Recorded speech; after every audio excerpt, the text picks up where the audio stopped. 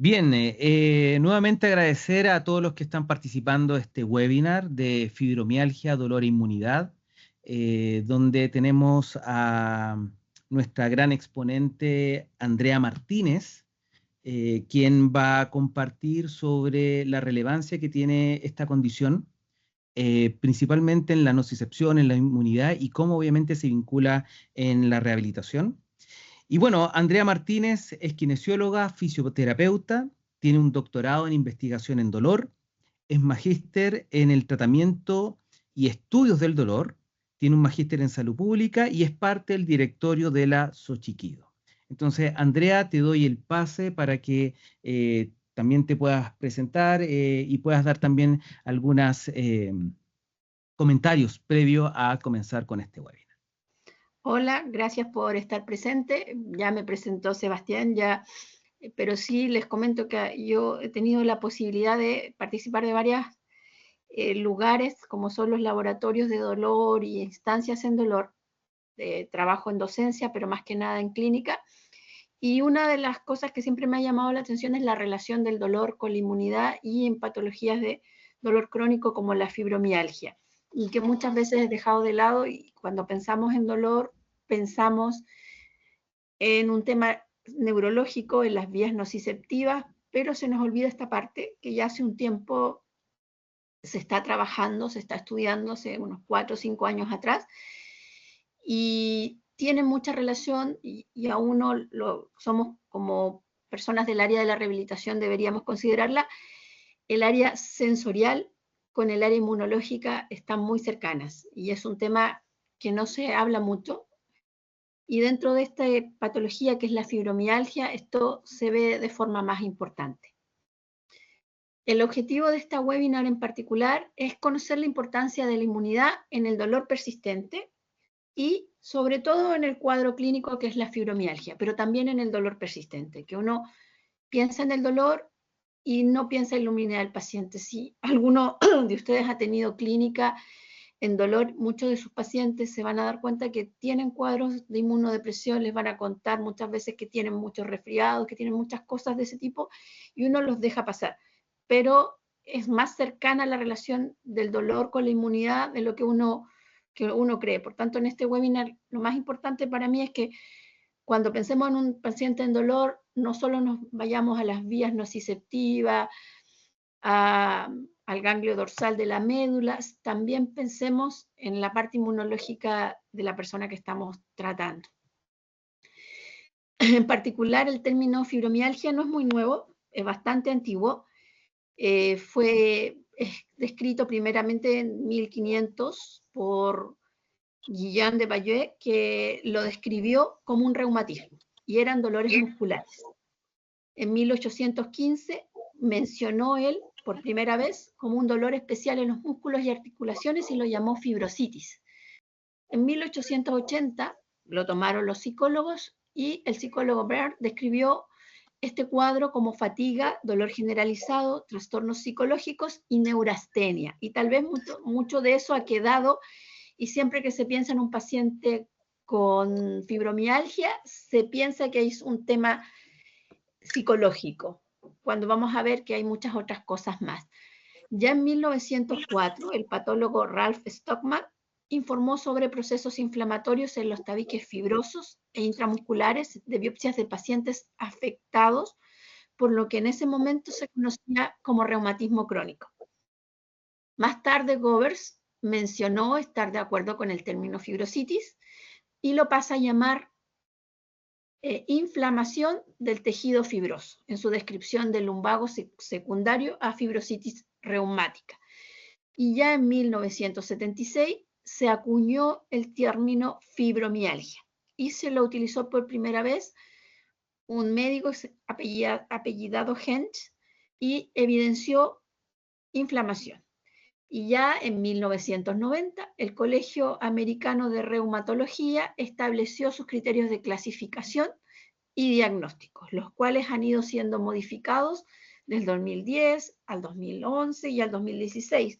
Actualmente, los puntos de dolor ya no son necesariamente diagnósticos, vamos a ver que son zonas, pero es más o menos la evolución de esta enfermedad que lleva mucho tiempo con nosotros y lleva bastante tiempo siendo estudiada y descrita, ya desde los 1500. La fibromialgia es un síndrome que es una de las causas más comunes de dolor persistente. Este dolor se acompaña de un montón de síntomas secundarios, incluidos los trastornos de sueño, la fatiga crónica, pero lo principal es el dolor, no la fatiga, porque hay otros cuadros, que es el cuadro de fatiga crónica, que contiene dolor, pero lo principal es la fatiga. Son patologías, por decir así, hermanas o primas hermanas, porque son parecidas, pero no son lo mismo. Este término fibromialgia proviene de la palabra latina fibra, que significa fibra o filamento en griego, y mio, que significa músculo, y algia, que viene de la palabra dolor. Por tanto, la palabra fibromialgia etimológicamente representa dolor en el tejido muscular y en la fibra, tejido fibroso y muscular con dolor.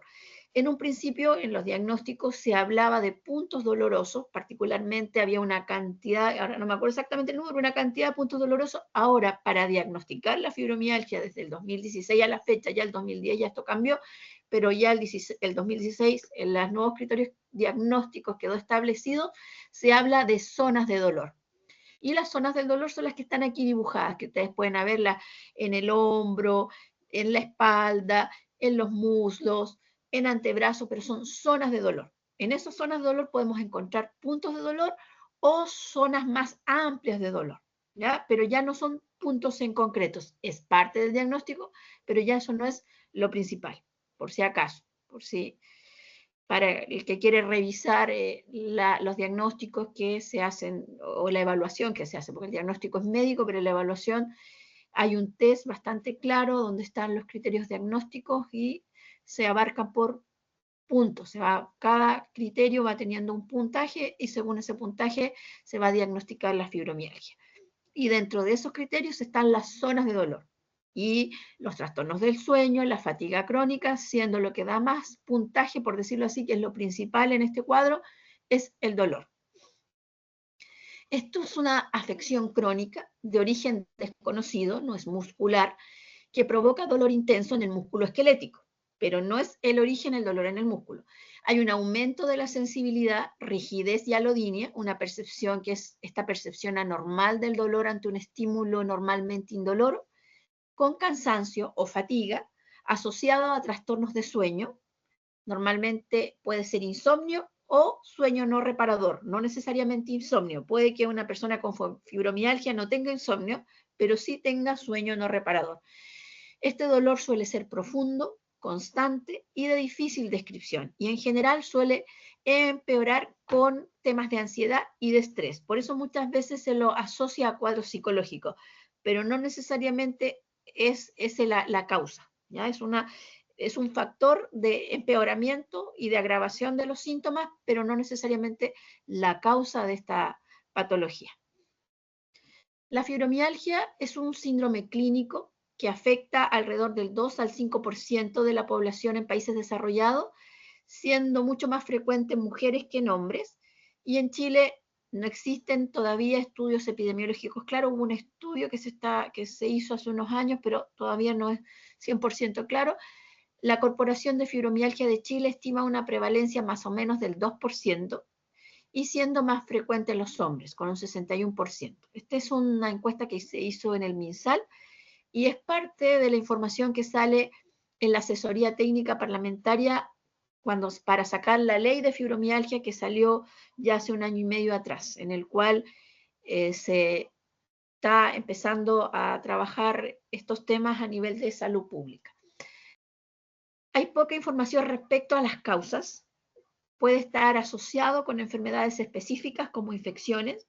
Si ustedes se dieron cuenta en relación al COVID, las personas con COVID persistente, muchos de ellos apareció fibromialgia.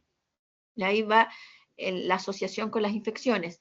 También puede aparecer la fibromialgia cuando hay enfermedades como la diabetes. Muchas personas con fibromialgia además cursan con diabetes, porque vamos a ver más adelante que hay trastornos metabólicos que alteran la inmunidad y que de esa forma pueden provocar cuadros como la fibromialgia. Las enfermedades reumáticas también se pueden asociar a la fibromialgia y aparecer en conjunto. Algunas patologías neurológicas y psiquiátricas. Hay algunos factores de riesgo muy claros para padecer fibromialgia. El ser mujer, normalmente el 61% en relación al 100% de cuadros de fibromialgia. La mediana edad, el sobrepeso, el cigarro, los desórdenes de sueño y la depresión se pueden asociar. Estos son los factores de riesgo que han sido estudiados en grandes poblaciones. Una cosa que la fibromialgia, como les comentaba, no es un dolor muscular. Ya desde la nueva clasificación de dolor crónico que se sacó el 2020 y empezó a regir el 2022, la fibromialgia pasa a ser un dolor generalizado crónico. No es una patología en sí, está dentro de las enfermedades musculoesqueléticas, pero es un dolor generalizado crónico. ¿De dónde se inicia? No lo sabemos. Y esta es desde la clasificación del CIE 11. Es decir, desde 2020 la forma de que se está entendiendo la fibromialgia ha variado y sigue variando actualmente. Y eso es algo que hay que considerar. Ya no hay que verlo solo como una patología musculoesquelética, sino que como un cuadro de dolor persistente o crónico generalizado. Y ese es un cambio que hay que empezar a ver. ¿Ya? Este es de la Sociedad Española del Dolor y de los que estudian la clasificación internacional de dolor. ¿Cuál es la pregunta de esta webinar o lo más relevante? ¿Es la fibromialgia una enfermedad inmune? ¿Qué es lo que está ocurriendo acá? ¿Es realmente una enfermedad inmune o no lo es?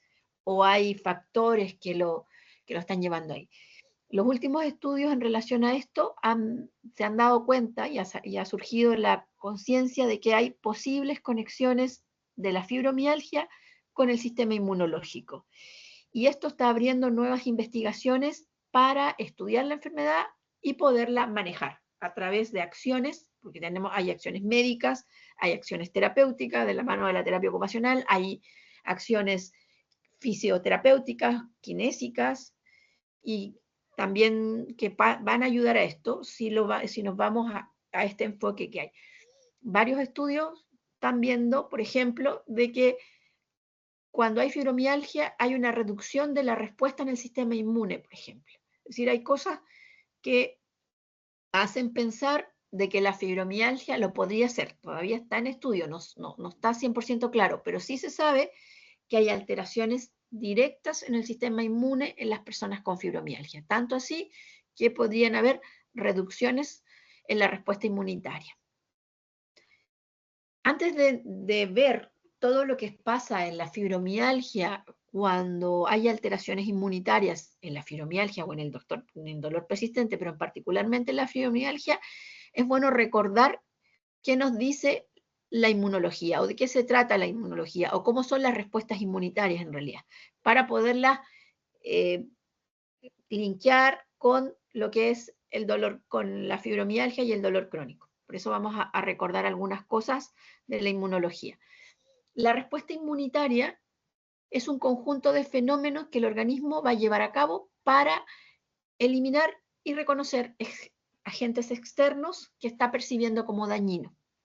El sistema inmunitario es, por tanto, responsable de regular y gestionar estas respuestas durante en ese momento que está respondiendo, el sistema inmunitario reconoce y ataca con los antígenos superficiales de sustancias o microorganismos, de bacterias y de virus, pero también ataca, por ejemplo, una célula nuestra que esté dañada, ataca también cuando siente alguna agresión externa. Es decir, no solo se sabe que lo principal de la respuesta inmunitaria es el microorganismo, es la bacteria, el virus, pero también pueden ser células que están senescentes, pueden ser otros agentes. Y eso hay que tenerlo en cuenta cuando estamos hablando de fibromialgia o dolor persistente.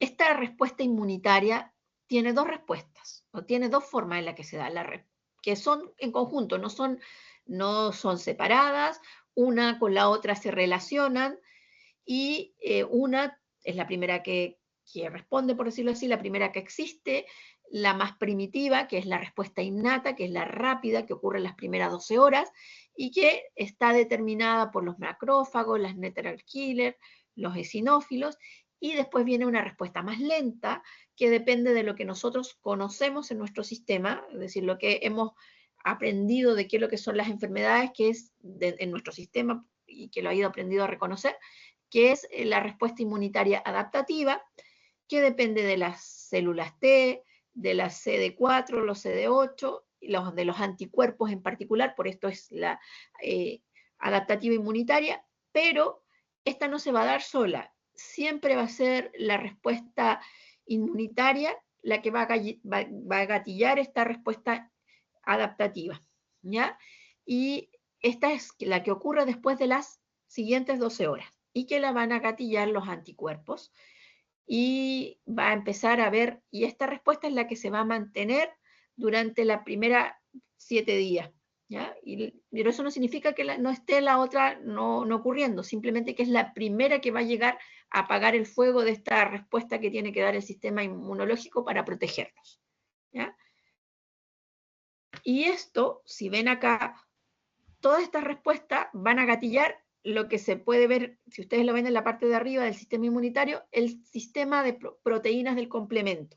¿Qué son estas proteínas? Son ciertas proteínas que va a gatillar nuestro sistema inmunitario para empezar a gatillar la respuesta inmunológica. Empieza con la respuesta inmunitaria innata y continúa con la respuesta inmunitaria adaptativa. Está en los dos lados, ¿ya? No significa que solo se dé acá, pero se empieza a gatillar ya con la respuesta innata inmunitaria.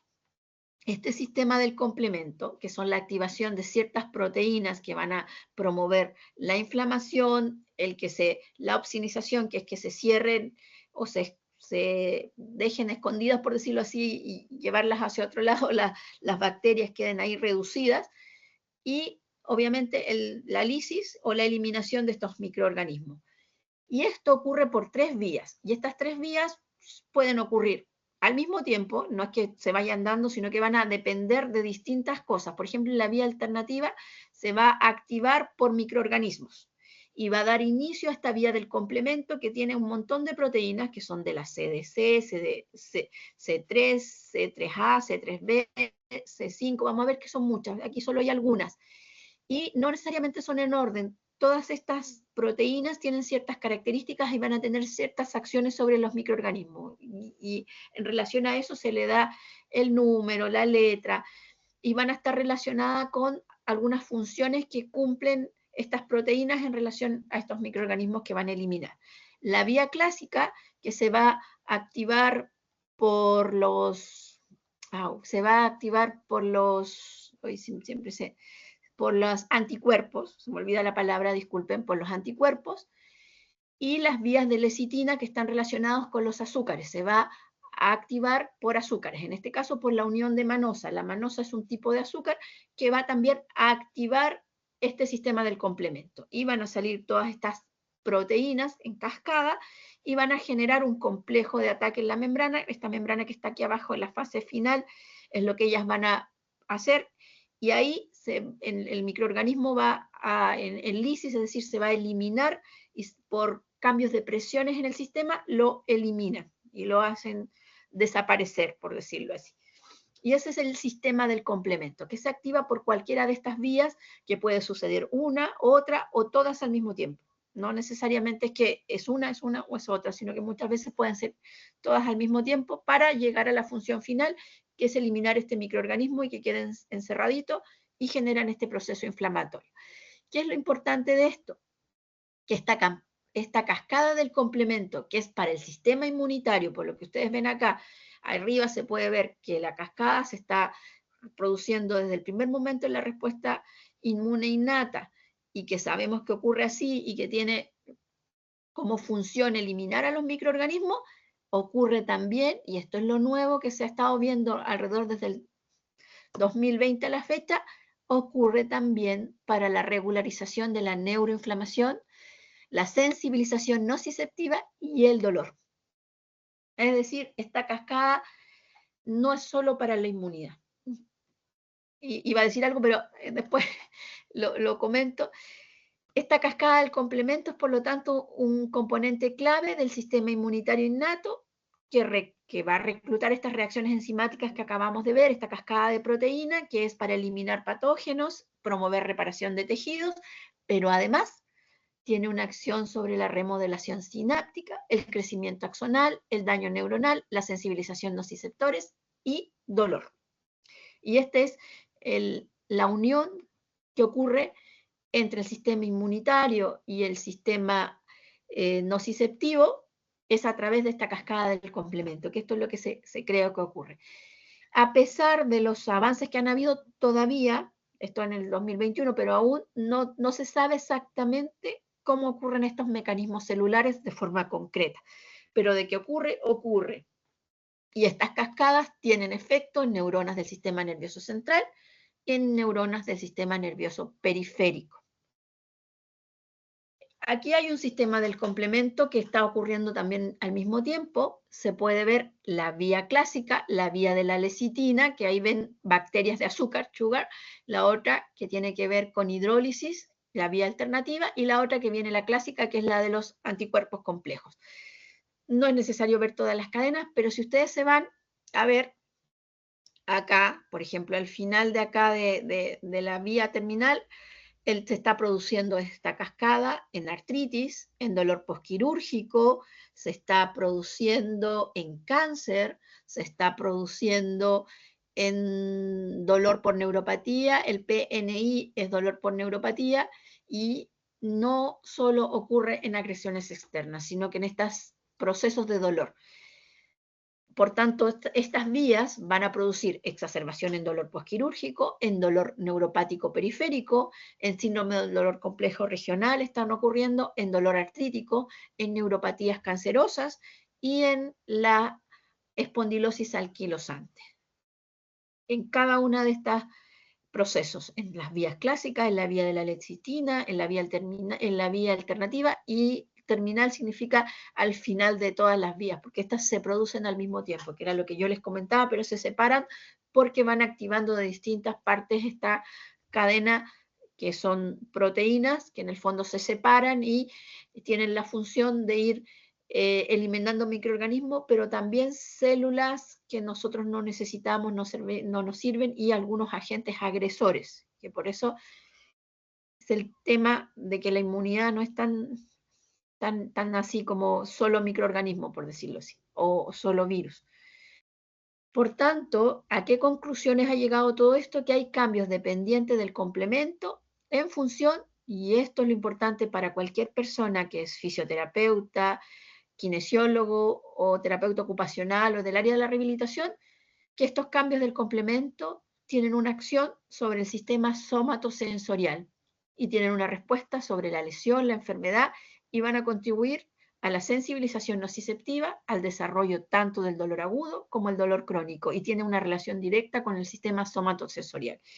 Y todo lo que trabajamos en rehabilitación, trabajamos con el sistema somatosensorial, y no manejamos muchas veces estos conceptos. Yo los empecé a aprender ya hace poco, no tampoco, pero hace por lo menos 5 o 6 años lo empecé a ver. Por mucho tiempo también entendía el dolor solo de punto de vista neurológico, y el dolor es muchísimo más amplio. Y uno como profesional de la rehabilitación, ver que el sistema somatosensorial, que ha trabajado toda su vida, es tan importante en la inmunidad, significa que nuestros tratamientos podemos enfocarlos de distinta manera, y que hay acciones que podemos hacer que son tan sencillas y que son tan al mismo tiempo importantes de hacer, que van a tener un efecto directo en la inmunidad trabajando el sistema somatosensorial. Y seríamos, si lo supiéramos manejar, podríamos ser, no digo igual que un inmunólogo, pero tener una importancia mayor en el tema inmunitario, sabiendo que todo lo que nosotros hacemos que tiene acción sobre el sistema somatosensorial, dependiendo de cómo lo trabajemos, podemos tener acción inmunitaria. Esta es una revisión y una carta también al editor que habla de la prevalencia de las inmunoglobulinas y su alta prevalencia, y los cambios también en déficit y cosas así, y la deficiencia primaria en fibromialgia. Es decir, las inmunoglobulinas se ha visto que hay alteraciones. Pueden haber a veces déficit, otras veces más.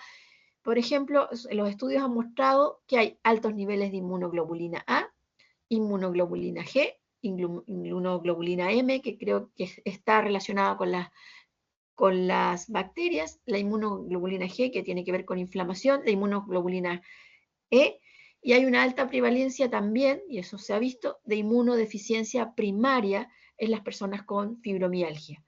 También se ha visto que aunque puede haber altos niveles, han habido algunos casos en los cuales también se ha encontrado déficit de inmunoglobulina G. Es decir, hay alteraciones en el sistema inmunitario, deficiencias y más que deficiencias son desregulaciones en el sistema inmune, en el cual hay varios pacientes que podemos encontrar altos niveles y en otros a veces déficits y alteraciones.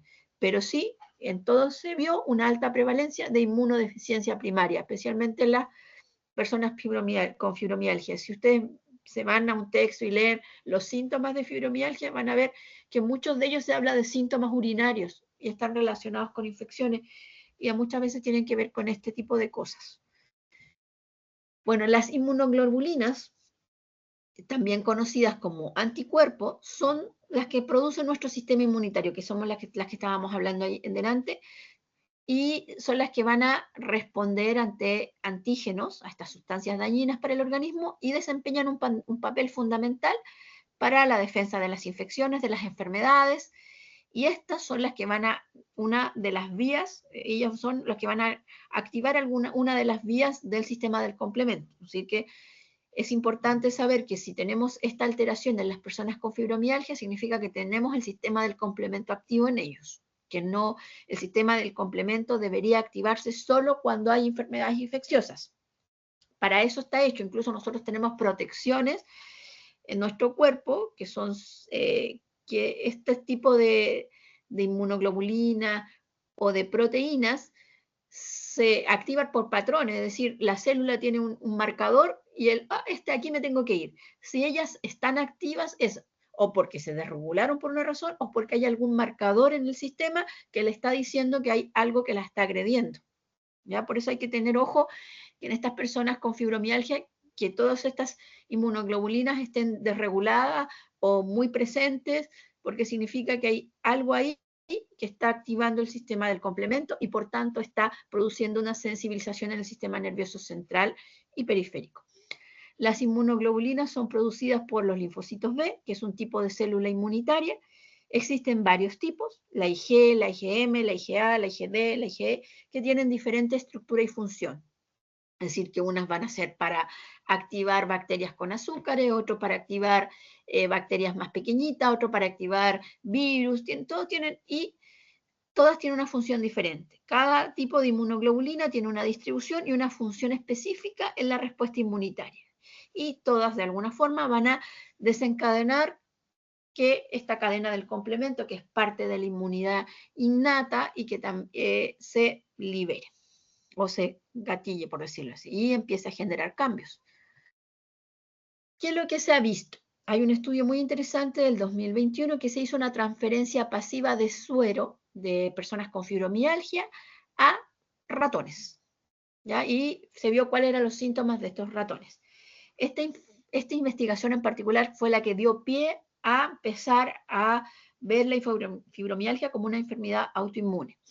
Esta investigación del Journal Clinical Investigation sugiere que la fibromialgia puede ser causada por anticuerpos que interactúan con el sistema nervioso de la persona, lo que lo estaría convirtiendo en una enfermedad autoinmune. A eso llegaron ellos. Muchos de estos síntomas de la fibromialgia son causados por anticuerpos que van a aumentar la actividad de los nervios sensibles al dolor. Las implicancias de este estudio son muy importantes, son la que dio al pie a empezar a plantearse la fibromialgia con una enfermedad autoinmune, es que va a establecer a la fibromialgia como un trastorno autoinmune y por tanto nos va a cambiar la forma en que vemos esta afección y va a llevar a caminos para otros tratamientos diferentes para todas estas personas que sufren esta enfermedad.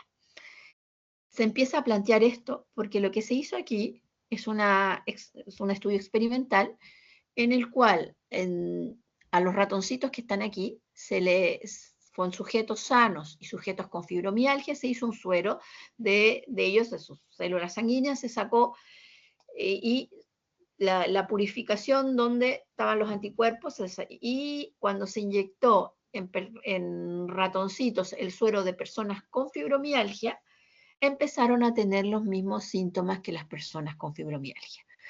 Hubieron hipersensibilidad mecánica al calor y el frío en las patitas de los ratones. Estos estudios son para ver esto, como les comentaba, yo estuve en laboratorios con dolor, en ratoncito no es como que, el ratoncito no, en la pata de él se hace un mapita de la pata, de todas las patas, y con un aparatito en especial, que son fibras, pequeñas fibras, de distintos grosores y presión, que es parecido a lo que de repente los kines hacen, tratan, pero esto es para evaluar, se va viendo la sensibilidad en cada parte. Y según la respuesta de retirada de la pata, que ya está estudiada y medida, se puede ver si son hipersensibles al dolor, porque como están medidas y estudiada la presión, hay presiones en las cuales no debería tener efecto. Entonces ahí se ve. También se vio que con estímulos eléctricos, y se vio que hay una mayor excitabilidad nociceptiva. Después a estos ratoncitos se les hace la autopsia. Entonces se pudo ver que había mayor cantidad de células gliales en el cuerno dorsal, es decir, que aumentó la plasticidad dolorosa en esa zona, ¿ya? Y que además se redujo la inervación a la piel y en relación a la presencia de inmunoglobulina, ¿ya? Es decir, esto, cuando se hacen ratoncitos hay parámetros que permiten ir estudiando esto. Por tanto, algo hay en la persona con fibromialgia que estas inmunoglobulinas van a estar produciendo esto en los ratoncitos estudiados. ¿Qué pasa con la fibromialgia? ¿Qué es lo que se está estudiando últimamente? Además hay una relación, que eso lo vamos a ver a los que quieran tomar el curso, en relación con el sistema metabólico, porque se ha visto que las personas con fibromialgia, y recordar que también las personas que tienen resistencia insulínica, también hay un tema inmunológico ahí, hay una relación causal y se está estudiando. Entonces, esta tampoco está 100%, pero sí hay algo que está mirando hacia allá. También se ha visto que está relacionado esta resistencia insulínica con el dolor central en pacientes que tienen fibromialgia. Por tanto, la relación va más allá en relación al sistema metabólico y es lo que se ha estado estudiando. ¿Qué es lo último que se ha visto? Así como se vio esto de los ratoncitos, se hicieron modelos, y esto es lo importante, de dolor muscular crónico, no de fibromialgia, y se vio un aumento de células beta plasmáticas que son inmunitarias en modelos de ratones. Por tanto, no es solo esto ocurre en la fibromialgia, sino que también ocurre en el dolor musculoesquelético, más allá de musculoesquelético crónico. Es decir, hay varias cosas que están mostrando que la inmunología no es un mero accidente, sino que es parte de este proceso. Se ha visto, por tanto, como se veía en delante, la relación entre la fibromialgia y la diabetes, que también tiene que ver con temas de inmunológicos, pero también metabólicos, que es una patita que no vamos a entrar ahora. Y además hay otra patita que no se las voy a nombrar, pero tampoco se las voy a comentar porque tendría que hacerse un webinar en especial de eso, el rol de las hormonas sexuales en el dolor, que es el tema hormonal. Se ha visto que también tiene una alteración, producen un cambio a nivel de la sensibilización dolorosa. Y eso también es un punto que está relacionado con el tema de que la fibromialgia tiene una característica propia que se va hacia las mujeres en un mayor porcentaje. No significa que no ocurra en hombres. Y estas personas que están acá se fueron más allá y encontraron que el sistema inmunológico tiene diferencias sexuales y además esas diferencias sexuales van a tener una relación que cómo se presenta en los distintos sexos o géneros en la fibromialgia. Por tanto, hay un link más allá, que es un tema que se puede ver a futuro, pero ahora sería o entrar más allá aquí hablamos del tema inmunológico, y entrar a cómo esta cadena del complemento sería activado como el sistema inmunológico, sería larguísimo, pero sí quedarnos con la idea de que el sistema inmunológico y nuestras hormonas también van a estar activando de una manera distinta a los diferentes sexos en este caso, y por tanto esa sería la razón que se está empezando a notar en relación a patologías como la fibromialgia, que se da mayoritariamente en mujeres, alrededor de un 60% en todos los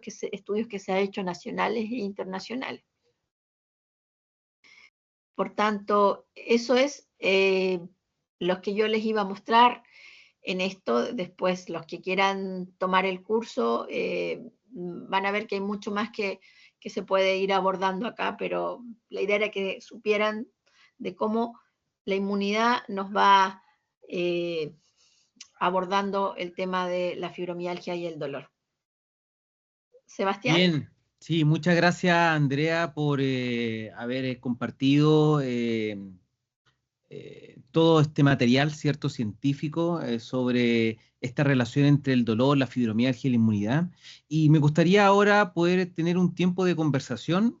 Como no hay preguntas, obviamente, en el chat, la idea es que activen el participar donde está la manito y de manera ordenada le pueden hacer preguntas a Andrea para que ella también pueda responder y aclarar dudas que a lo mejor tienen que ver con lo que ella presentó, pero a lo mejor también con experiencias con pacientes que obviamente ustedes estén tratando, ya sea aquellos que son kinesiólogos, fisioterapeutas, médicos o incluso desde la terapia ocupacional u otras profesiones. Así que no sé si alguien quiere hacerle alguna pregunta.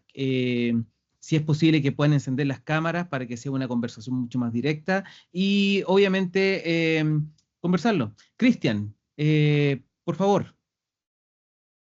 Sí, hola, hola, ¿se escucha bien? Sí. Perfecto. Ya. Hola Andrea, muchas Hola. gracias por tu presentación. Tengo una duda respecto a los tratamientos. Si es que ha habido algún estudio que, no sé, algún tratamiento hormonal o inmunológico y hay algún cambio en las personas con fibromialgia en su sintomatología. Hay varias cosas que se pueden hacer. Hay un estudio muy nuevo que no está puesto acá de personas con dolor persistente. También se ha probado en fibromialgia, que es a través de anticuerpos de CD4 y se han visto mejorías en las personas con dolor crónico persistente.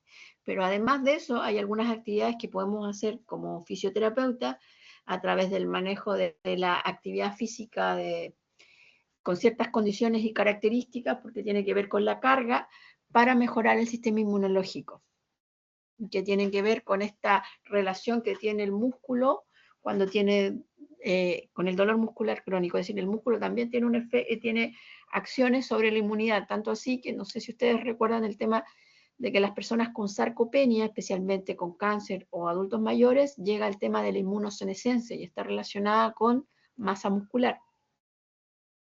Las personas con buena masa muscular tienen mejor respuesta, por ejemplo, al cáncer.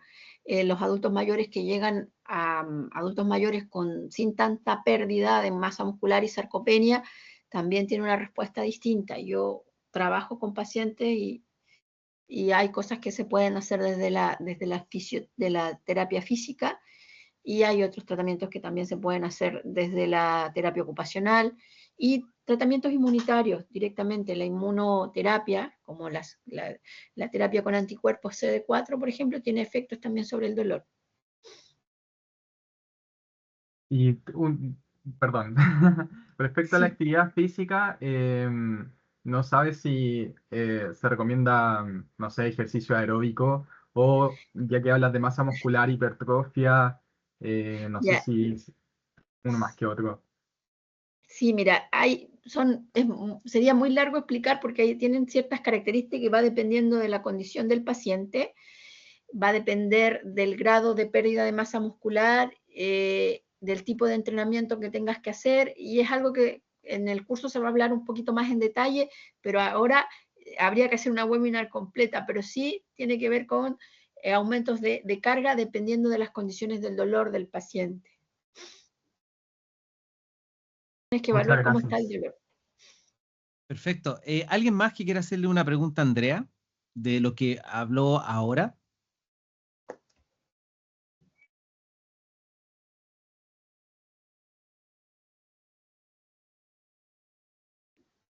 sé si alguien tiene alguna.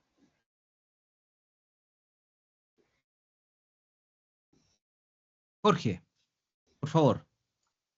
Andrea, algo mencionaste en la respuesta que diste a la persona que preguntó anteriormente, y que mencionaste que en el curso que se va a dictar, tú vas a hacer algunas referencias ahí con mayor profundidad o con profundidad respecto a estrategias, digamos, que se podrían utilizar desde, llamemos, la actividad física, especialmente Sí, pensando en kinesiólogos y terapeutas ocupacionales.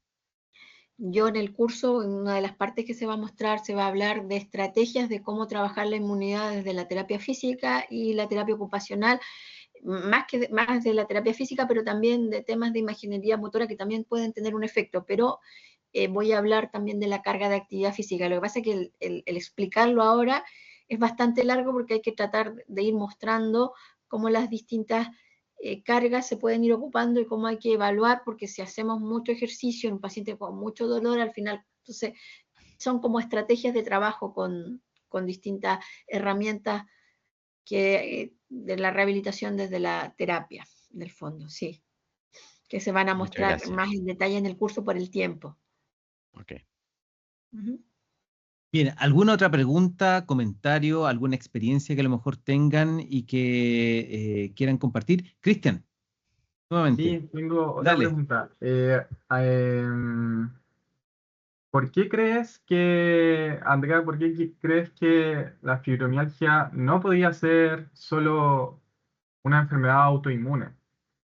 Respecto a este paper, que igual nos da indicios de que puede ser algo Sí, autoinmune. lo que pasa es que yo personalmente sí creo que es una enfermedad autoinmune, yo lo pienso así y varios estudios lo muestran, pero todavía hay algunas cosas, que es lo que se dice al final, al principio en realidad, que no se sabe exactamente cómo ocurren estos componentes moleculares, por eso todavía no ha cambiado, entre comillas, el diagnóstico, porque en la última clasificación internacional de la enfermedad, que es el CIE-11, que es este manual que clasifica todas las enfermedades, esa última clasificación que ya cambió la fibromialgia, que estaba en otro ámbito, lo cambió ya a dolor crónico generalizado dentro de las enfermedades musculoesqueléticas, pero ya no como un dolor musculoesquelético, todavía no ha cambiado. Sí hay indicios, pero nosotros dependemos de lo que dice el CIE-11, en el fondo, esta clasificación internacional de la enfermedad. Todavía no lo han cambiado. Yo creo que sí lo es y que tal vez cuando llegue el CIE-12, que en algún momento va a llegar, tal vez vuelva a cambiar esta clasificación. Pero de momento, lo que son los diagnósticos está clasificado así. Pero para mí, y todos los estudios lo están mostrando, pero a veces las clasificaciones internacionales de la enfermedad se van quedando más atrás en relación a lo que realmente está ocurriendo. Y eso es lo que pasa. Por ejemplo, esto que se dice, que ya esta clasificación que salió en el CIE-11 ya se conversaba antes del 2020, el 2010, pero recién quedó así. Antes se entendía de otra manera, como un dolor musculoesquelético. Y con puntos dolorosos en las clasificaciones van a veces más lentas en el diagnóstico que en relación a lo que va mostrando los estudios, unos años atrasaditos. Yo creo que va a ir a eso, porque los estudios lo van mostrando que para allá va, pero mientras tanto todavía no lo han cambiado 100%. Pero sí nosotros sabemos que eso ocurre y podemos tener acciones en relación a nuestros tratamientos terapéuticos para esos efectos, que sí los vamos a lograr. Y yo trabajo con pacientes con dolor persistente, en el caso mío como kinesióloga, con terapias con actividad física, con buen manejo, con buena respuesta, me refiero, no manejo, con buena respuesta. Porque lo considero desde el punto de vista de la inmunología, pero eso no significa que todavía estamos en este manual que es el CIE-11 y que lo tiene clasificado así como se lo mostré. Esa es la problemática en realidad, en relación a los diagnósticos médicos. No sé si quedó claro. Sí, yo tengo Sí, una súper. pregunta. Gracias, Cristian. Tengo una pregunta. Un poco con la experiencia que te ha dado, obviamente, la clínica, que te ha dado el posgrado, el doctorado, y un poco también esta relación que tienes también con la Xochitl. ¿Cuánto crees que los profesionales de la salud saben sobre fibromialgia? Es una pregunta súper dura porque Yo creo que poco, y yo creo que no mucho, pero sobre todo el área más médica. Yo creo que los terapeutas, los kines, no hemos más aprendido más de esto, pero los enfermeros, los médicos, todavía de repente se van a esta idea antigua de la neurastenia que salía ahí, que se decía en los 1800, porque muchos de los diagnósticos, si vieron ahí, una de las personas que tuvieron que ver con los primeros diagnósticos de fibromialgia eran psicólogos y de esa área, y después volvieron a retomarlo los reumatólogos. Creo que se sabe poco, y que en relación a la inmunidad y el dolor se sabe muy poco, y yo creo que es una gran herramienta para cualquier profesional de la salud, sobre todo si trabaja con el sistema somatosensorial, porque el sistema somatosensorial ahora ya hace 5 años se sabe que está totalmente relacionado con la inmunidad y con el dolor, no solo con el dolor. Incluso hay ahora un área de investigación que se llama sensoinmunología, que tiene que ver de los cambios sensoriales que van ocurriendo en alteraciones inmunitarias. O al revés. Perfecto, o sea, claro, yo tenía una idea de que, a ver, yo en particular, sí, yo puedo decir que sé muy poco de fibromialgia, pero he podido observar que a veces cuando los mismos médicos, ¿cierto?, dicen, no, este paciente viene por fibromialgia, si bien pueden haber factores psicosociales, puede haber toda una historia, toda una clínica, a veces el problema no es fibromialgia, es algo netamente un dolor de origen musculoesquelético, ¿cierto? Pero en algunos casos, la gran mayoría viene subdiagnosticado. Entonces, yo creo que es súper importante que todo profesional que trabaje con pacientes que tengan estas características puedan identificar no solamente los signos clínicos, tener claros los diagnósticos diferenciales, pero también saber cómo evaluar. Bien, porque tú mencionaste en los estudios de que en los ratones, ¿cierto? Evaluaban con estímulos de presión para ver si había, ¿cierto?, disminución de los umbrales y ver si gatillaba, ¿cierto?, la expresión dolorosa. Sí, sí, y eso también se puede hacer con... hay cursos, hay colegas que también hacen lo mismo, no a ese nivel, porque con el ratoncito en realidad los molestan un poco más, pero sí hay evaluaciones que se pueden hacer de forma similar con otro tipo de estrategia, no la de los ratoncitos, pero sí hay evaluaciones en particular que se pueden hacer. Y además, lo bueno de uno saber esta relación con la inmunidad es que muchas veces el paciente que tiene mucho dolor puede estar con un proceso infeccioso grande y se pasa por alto por el dolor, pero si uno sabe que este tema inmunitario es importante en él, lo tiene en consideración. Y Sí, puedes detectar cosas más tempranamente. creo que una vez comentaste, no hoy día, que los nociceptores no solamente cumplen información de alertarnos de estos estímulos que podrían ser potencialmente lesivos, sino que también tenían o participaban en la respuesta inmunitaria. Sí, se sabe ya hace alrededor de 4 años que los nociceptores, aquí no lo puse en este estudio, en este webinar en particular, pero se sabe alrededor de unos 4 o 5 años que el nociceptor además es un agente inmunitario, que cuando hay una alteración o cuando se le saca el nociceptor, por ejemplo, el ratoncito, y se altera, o una persona tiene una enfermedad en el nociceptor, se altera también la inmunidad, porque es el primer control inmunitario que ocurre en nuestro cuerpo, lo está haciendo el nociceptor. Es decir, la inmunidad y el dolor no es que una gatilla a la otra, ni que no, están trabajando en conjunto. Y eso es algo que muchas veces trabajamos como terapeutas con dolor y no lo tenemos en consideración.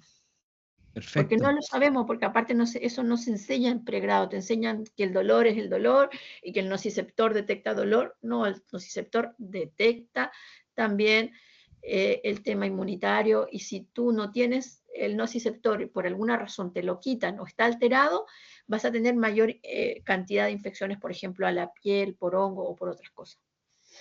Interesante. Sofía, creo que tiene una pregunta. Sí, hola, voy a prender mi cámara. Hola. Mi respuesta, o sea, mi pregunta va más asociada hacia la salud pública y sobre hay como o sea, hay acciones como pertinentes para prevenir un poco esto de la fibromialgia, sabiendo que las causas como que hay poca info, pero hay factores de riesgo como importantes y que estas pueden ser como abordados desde la salud pública. Entonces, Sí, hay varios factores de riesgo, de reagudización, por decirlo así. Una persona con fibromialgia puede mantenerse muy bien. Uno de los factores de riesgo importantes son los trastornos de sueño. Una persona con trastornos de sueño es candidata a generar fibromialgia en algún momento, sea hombre o sea mujer, o sueños, personas que tienen problemas de sueño, no necesariamente insomnio, sino que un sueño sin descanso. También las personas que son fumadoras tienen mayor cantidad de fibromialgia. Además, las personas cuando llegan a la mediana edad y son sedentarias, sean hombres o mujeres, también hay mayor prevalencia de fibromialgia. Si desde la salud pública se quiere hacer algo, lo ideal es trabajar con las personas antes que lleguen a la edad madura, por decirlo así, que es en el momento que esta enfermedad aparece en la mayoría de las personas. No significa que no aparezcan en jóvenes, especialmente en personas mayores, sedentarias, fumadoras, con problemas del sueño, y lamentablemente la mayoría mujeres, pero también en hombres que cumplen estas condiciones. Así que se puede trabajar desde la salud pública, sí, y además ahora se tiene que trabajar desde la salud pública. Ya hace 2 años hay una ley, que es la ley de fibromialgia y dolor crónico benigno, en el cual debiera, por eso dice la ley, todavía no se ha hecho, empezar desde la salud pública a gestionar y a trabajar estos temas. Si quieren revisar, está la ley ya disponible, y creo que el año pasado ya salió la ley de fibromialgia y dolor no oncológico. Dolor crónico benigno no oncológico, perdón. Perfecto. Cristian, parece que tienes otra pregunta. Sí, Esa es Sofía. perdón. En base a tu experiencia, Andrea, y es algo polémico, es una idea de Iván Cuyul, no sé si, yo creo que sí lo conocen, un kinesiólogo investigador igual. Depende de los criterios de cómo fue diagnosticada la persona con fibromialgia. Imaginemos que son los ACR 2016, y de acuerdo, si tú atiendes a una persona que fue diagnosticada con estos criterios y mejoró en algunos síntomas porque tuvo una buena respuesta, ¿alguna vez has hecho de que las mismas personas vean este criterio ACR y quizás sea polémico, ver si es que cumple los criterios para ver si tiene fibromialgia o le quitamos esta etiqueta de fibromialgia? Ya, primero, los criterios han cambiado. Los criterios son una forma de diagnosticar, y como todo diagnóstico hay falsos positivos, falsos negativos, y tienen errores. Todos los diagnósticos que son por cuestionario tienen un grado de error, porque no todo el mundo entra en el cuestionario. Eso es lo primero que uno tiene que tener en cuenta. Segundo, hay que pensar que el diagnóstico ha cambiado mucho desde el 2000 hasta ahora. Desde que partió esta enfermedad ha sido una de las que más ha ido cambiando el tipo de diagnóstico. Por tanto, hay personas que en este diagnóstico puede que salgan y no necesariamente lo tienen y pueden mejorar.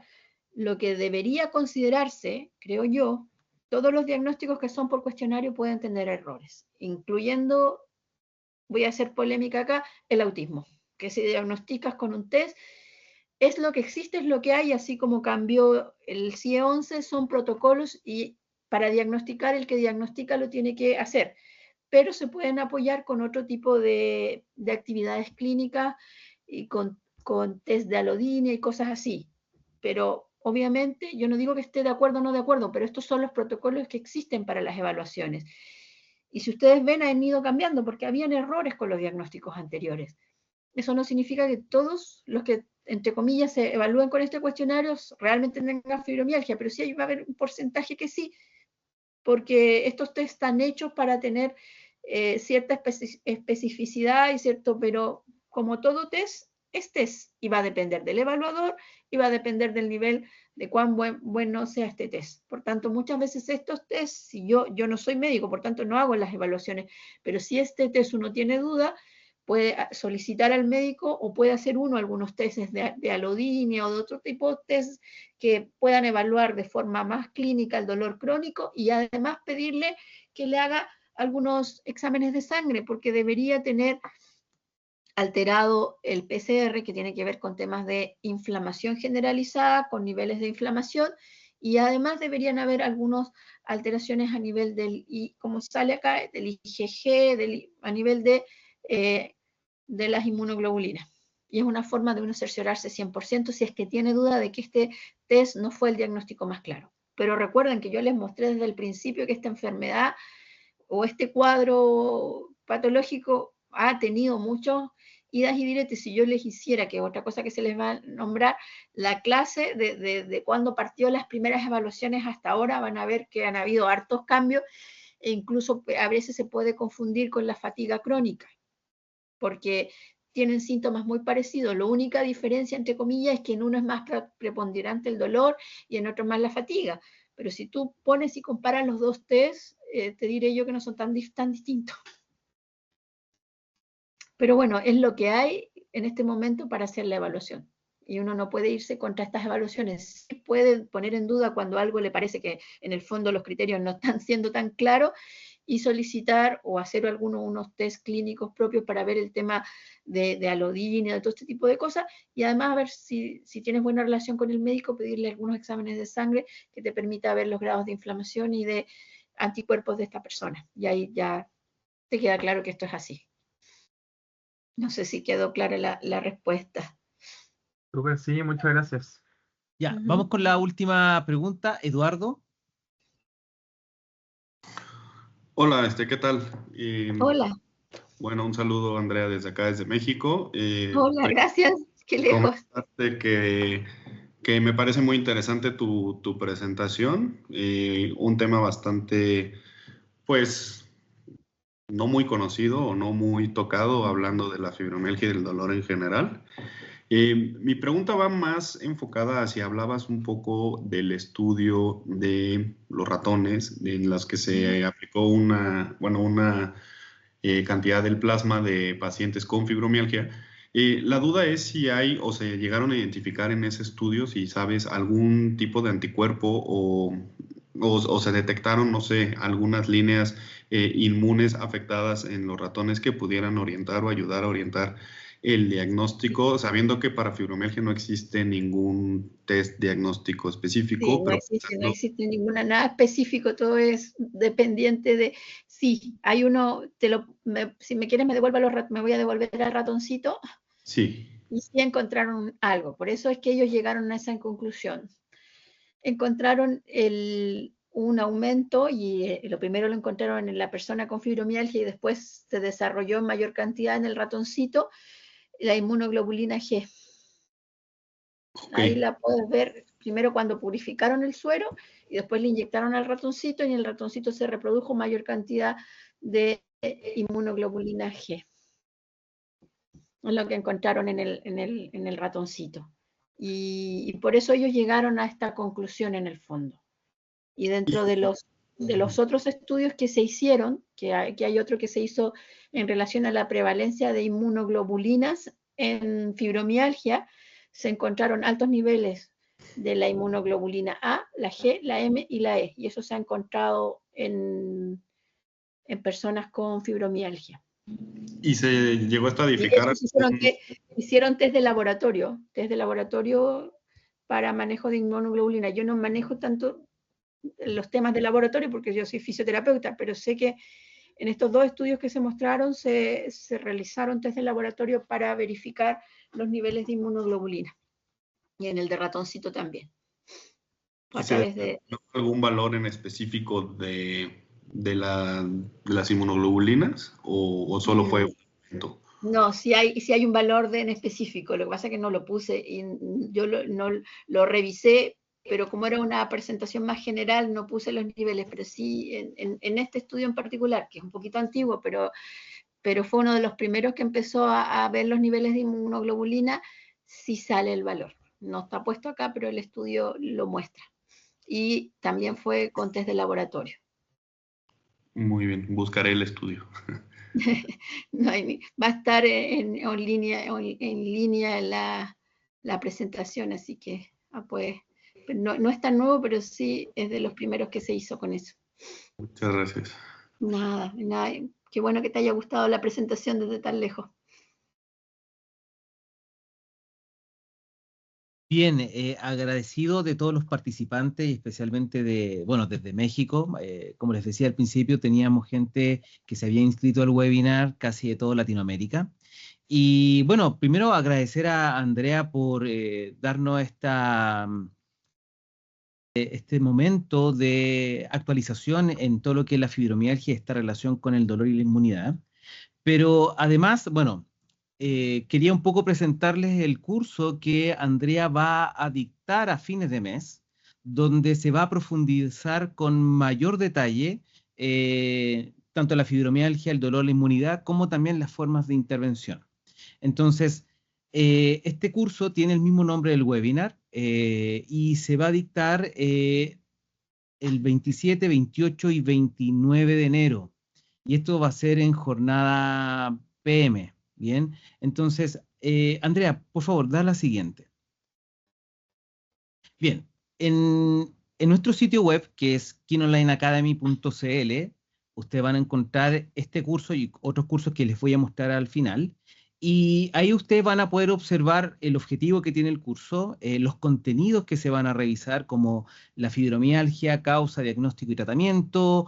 Va a hablar sobre dolor no oncológico, los conceptos de la clasificación, y así un sinfín de temas que están relacionados principalmente en cómo entender esta condición que, tal como lo decía Eduardo, ahora, al parecer, ¿cierto?, están estas inmunoglobulinas que para nosotros como fisioterapeuta o como terapeutas ocupacionales o como médico, enfermera o cualquier profesional de la salud desconoce. Bien, todos conocemos la definición, probablemente fibromialgia, pero estamos desactualizados. Compárteme la siguiente, Andrea. Bien, la duración va a ser 100% online sincrónico, tal cual como lo hicimos en este momento. Va a ser un curso de 6 horas, va a quedar grabado y de hecho va a ser compartido por toda la gente que vaya a participar. Se les va a enviar con un tiempo para que lo puedan revisar. Y este curso de 6 horas va a tener una prueba teórica, con el cual vamos a calificar los contenidos que Andrea va a enseñar. Y esto va a venir de la mano con un certificado y de participación, donde va a venir con la nota que cada uno de ustedes se puede sacar. ¿Bien? Y este curso actualmente tiene un valor para Chile de 50.000 pesos y para cualquier país de Latinoamérica de $62. Pero para todos aquellos que han participado de este webinar, nosotros les tenemos un descuento de un 20%. Bien, utilizando el cupón que está ahí abajo, que es KinOnline 20%, y con eso obviamente ustedes van a poder tener este precio bien preferencial. Dame la siguiente, quiero compartir también nuevos cursos que se vienen durante este año. El primero, que es en marzo, tiene que ver con razonamiento clínico osteopático en el manejo de funciones musculoesqueléticas para kinesiólogo y fisioterapeuta, y lo va a dictar Sebastián Collao, que es profesor, bueno, es kinesiólogo, es osteópata y es profesor de la Escuela Osteopática de Madrid. Bien, y él va a dictar este curso que va orientado netamente a darle una mirada distinta en cómo yo evalúo, en cómo yo observo y dejar de lado un poco la evaluación tradicional que nosotros los kinesiólogos podemos hacer. Y en abril vamos a tener este primer curso online que se dicta en Chile, creo, por lo que estuve averiguando, que es de inhibición muscular artrogénica, que lo va a dictar Ronnie Silvestre. Bien, así que yo creo que como cursos sincrónicos son los más relevantes. Y actualmente, dame la siguiente, tenemos 2 cursos que pueden ser para algunos de los profesionales de importancia, que es este curso que dicté yo, que está grabado ya, que es una revisión de más de 100 artículos sobre actualización en agentes físicos según la evidencia. Y para fonoaudiólogos, nutricionistas o incluso psicólogos, este curso también que dio una fonoaudióloga, Betsabe Bobadilla, sobre intervención en el rechazo alimentario. Entonces, extiendo la invitación para aquellos que quieran participar de este curso que Andrea va a dictar a fin de mes, como también de los cursos que se vienen este año. Están totalmente invitados y los esperamos. No sé si hay comentarios, preguntas.